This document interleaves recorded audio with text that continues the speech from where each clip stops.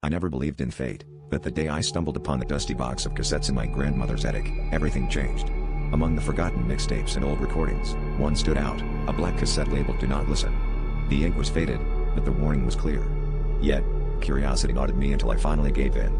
As I pressed play, a voice crackled through the speakers, cold and mechanical, recounting my life with unsettling precision.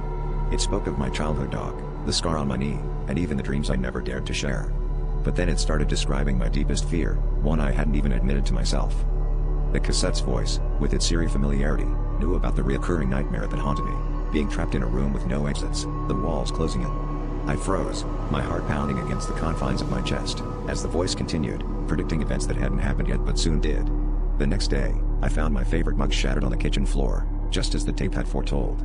Each prediction, each fear it unveiled, crept into my reality with a malevolent precision that I couldn't explain. I attempted to ignore it, but the voice continued its narration, seeping into my thoughts, my daily life, until I could no longer distinguish between my fears and reality. Desperate for answers, I scoured the internet and local archives for any mention of a mysterious tape, but nothing matched my experience. The more I searched, the more isolated I felt, trapped in a paranoid haze. It was as if the voice had woven itself into the fabric of my life, becoming an omnipresent narrator guiding me toward an unknown conclusion. Then, one evening, the cassette's voice broke its usual monotone, whispering a final revelation: to conquer your fear, you must face it. The following day, I received an anonymous note, inviting me to an abandoned warehouse on the outskirts of town, a place I'd never been yet somehow recognized.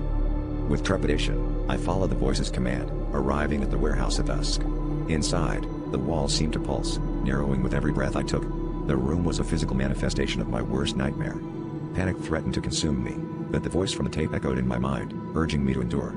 I stood firm as the walls pressed closer, until suddenly, everything went dark. When I awoke, the warehouse was gone, replaced by an unfamiliar landscape. The cassette had vanished, but its ominous hold on my life remained, leaving me trapped in a perpetual cycle of fear and uncertainty, never knowing what terror the voice might reveal next.